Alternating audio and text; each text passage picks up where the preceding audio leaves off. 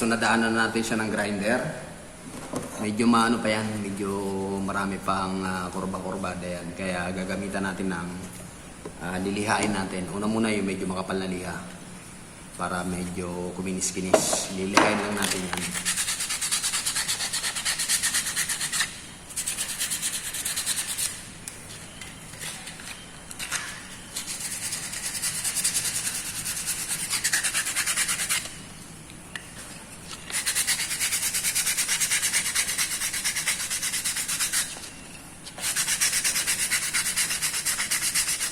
Pagka medyo maganda na yung forma, medyo makinis na, yung manipis na mandaliha ang ating gagamitin para mawala yung gaspang.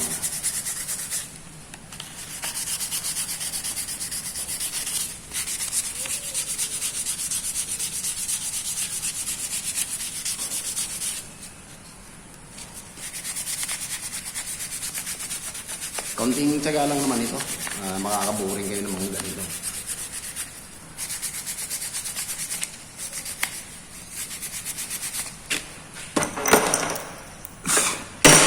Pasilip po muna sa inyo yung mga pinisprada ko. Ang ganda. Ayan. Yan yung 4 na batch na huli kong ginawa. Kasing laki lahat yan ito. Magkakasing laki ito.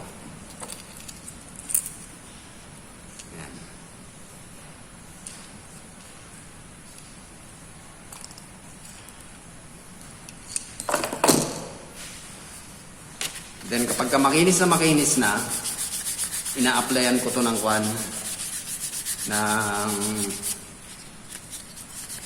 sanding sealer para yung mga singit-singit mapasukan para maging smooth yung dating. Ito yung sanding sealer. Then pagkatapos ng sanding sealer, varnish naman na natural varnish naman ang ipapahid ko. Okay, so dito lang muna ako mag-concentrate sa isa. Ipapakita ko paano ko ginagawa para nakikita niyo maigi. Kung sa tingin niyo makinis na, medyo wala ng kurbada, maganda na yung forma, kung wala nang lilihain pa, pwede nang mag-apply ng sanding sealer. Pero may nakikita pa ako ngayon, kaya ito magagas pa ulit para smooth.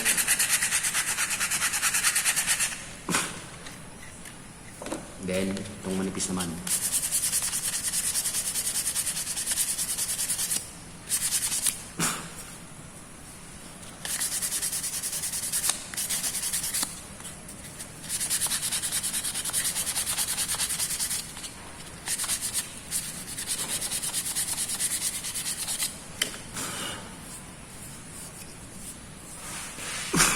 okay, so para mas maganda,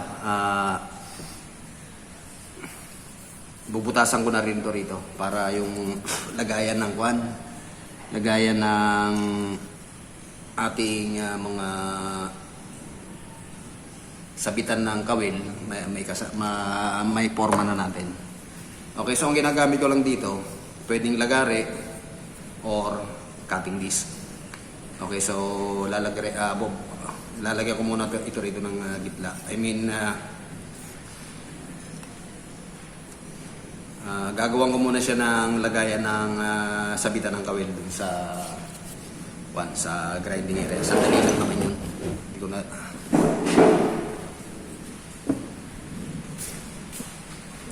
Para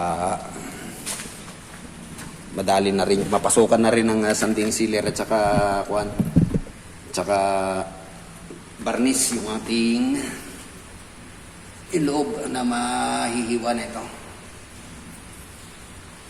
Okay, so para maiwasan yung gasgas, binabalot mo yan ng tela.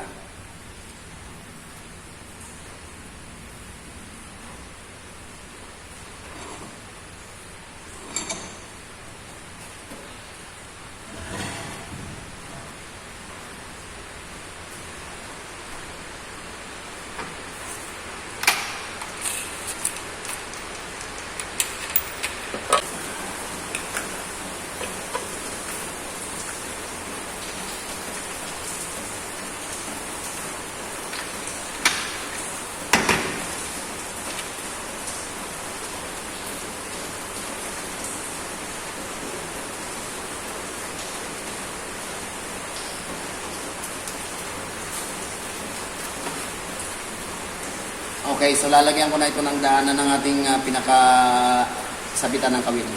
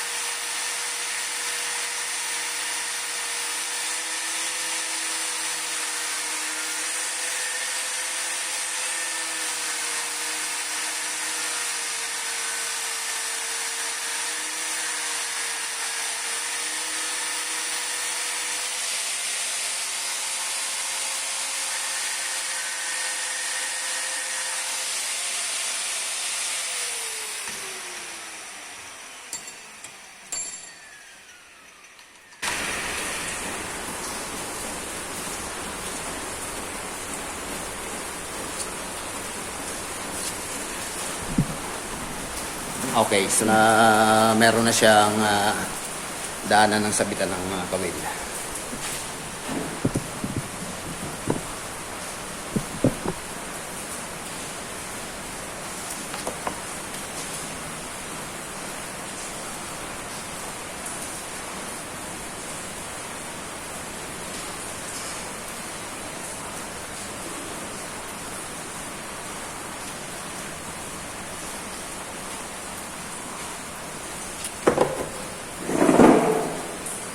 Ganitong wire lang ang ginagamit ko. Ito ay stainless.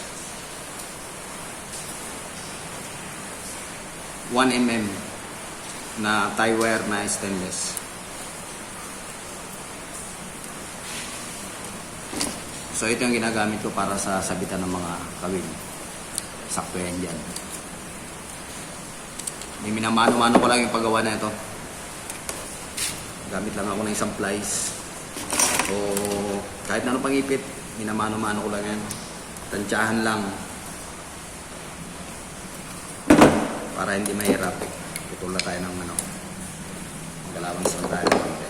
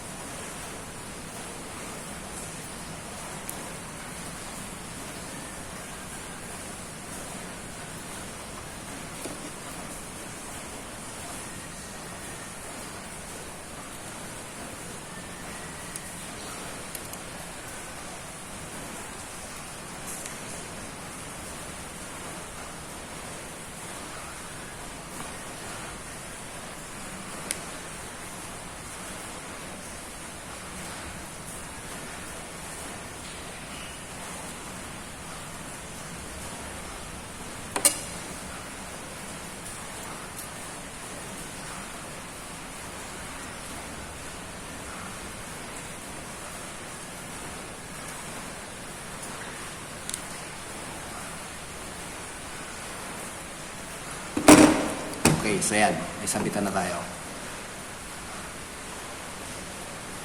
Then tatansyahin natin kung saan natin ilalagay kung banda rito, sa gitna.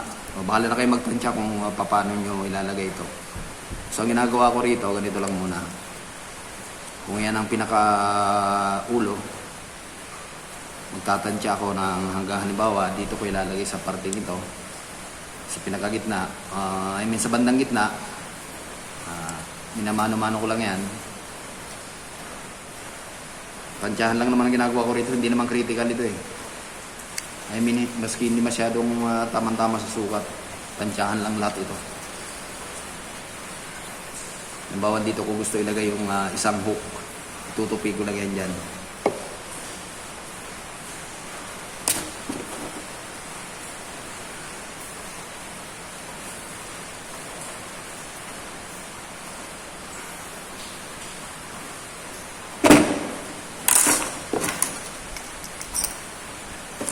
So yan, may tupi na siya. Tapos ilalagay natin to rito para malaman natin yung lalim.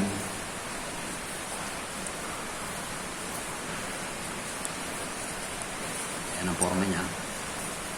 Dito na tayo ngayon magtutupi na panibago para sa lagayan na mismo ng pinaka-kawil. So yan.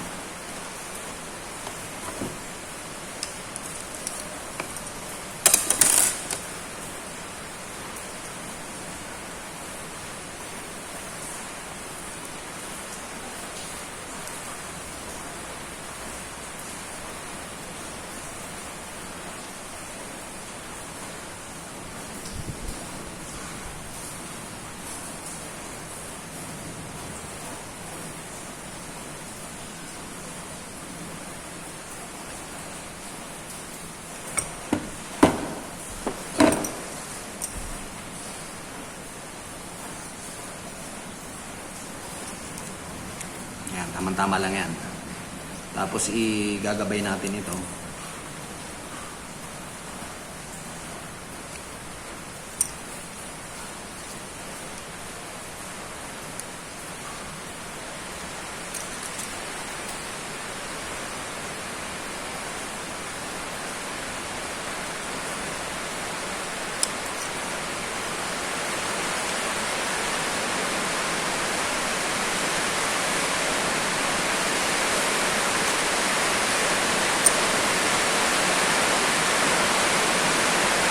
Then dito na tayo magtutupi ng panibagong lagayan ng kanyang kawil.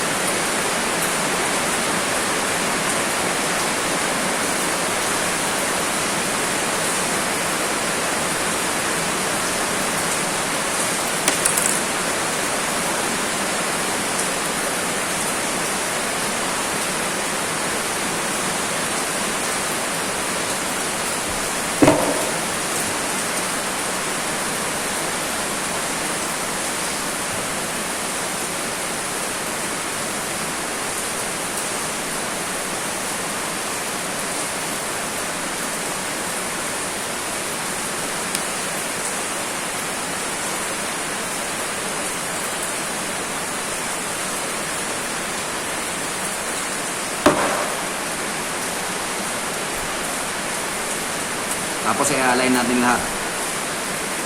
Check natin yung alignment.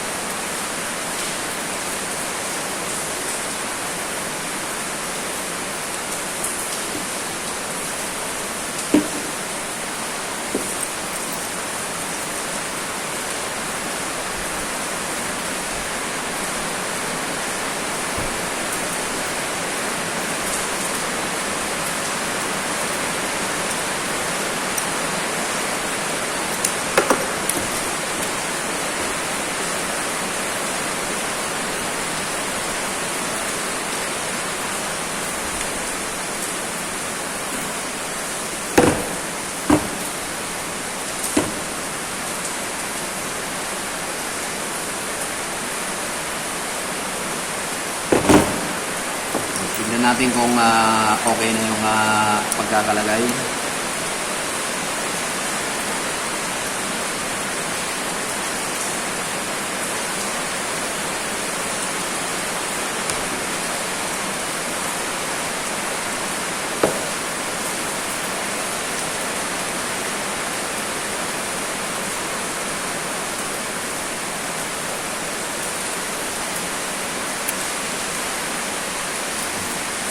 Yan, okay na yan.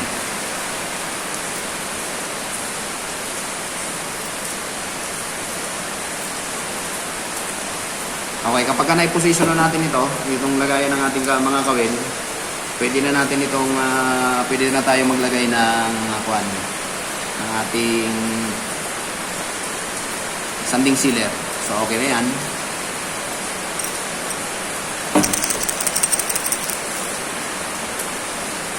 Itong portion na to, lalagyan na lang natin ito ng lock. Ibig sabihin, maski ano na lang, maski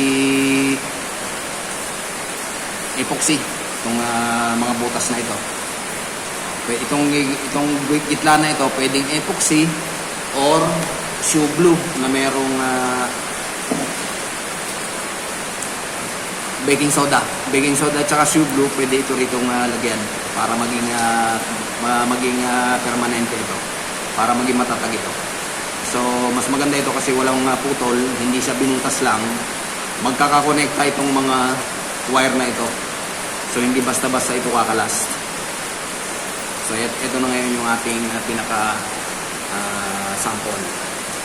Okay, so kung makinis na ito, lalagyan na natin ito ng sanding sealer muna kasi may mga maliliit na kwan dyan eh. May mga butas-butas pa rin yan, may mga grains pa rin yan, may mga butas-butas. So lalagyan muna natin ng sanding sealer. Ito kasi matagal eh.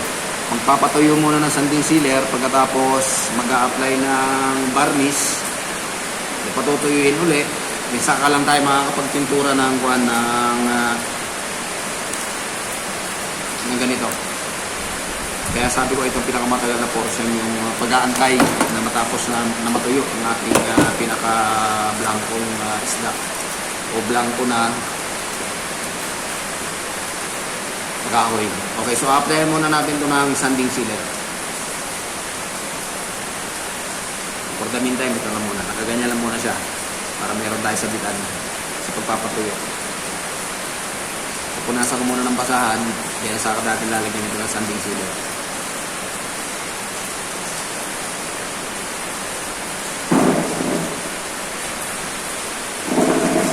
Kung ganitong rad na lang gagamitin kong pang mamaya. Pangawak, para pag nagpapatuyo nakatuwait siya. Okay, so itong gagamitin natin yan ay sanding sealer.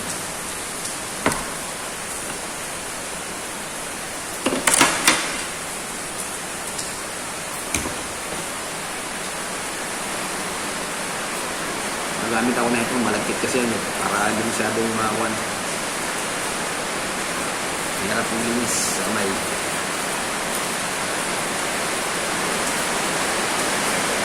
Yung iba, rubber sa akin ito lang para disposable.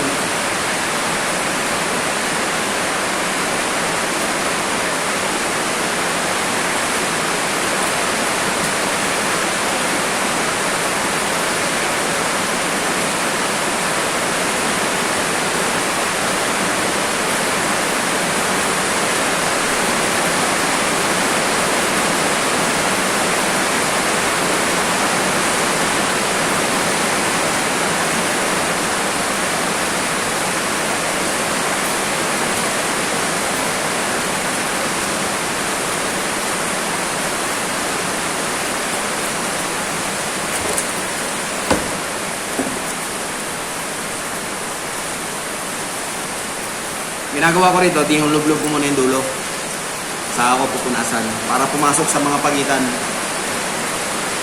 Diba, ganito.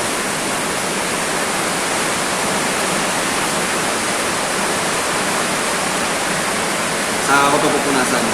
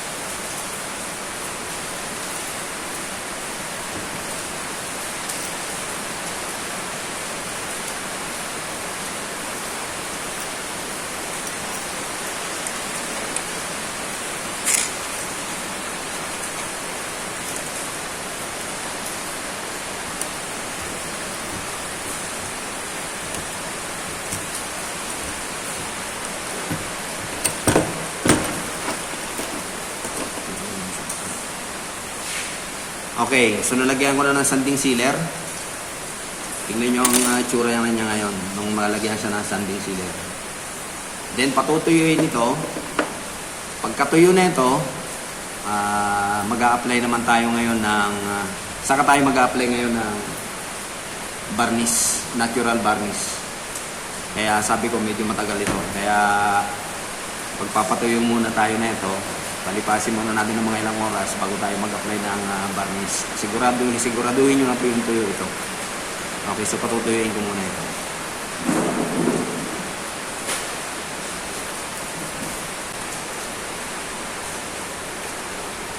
Bitin ko lang muna siya dyan.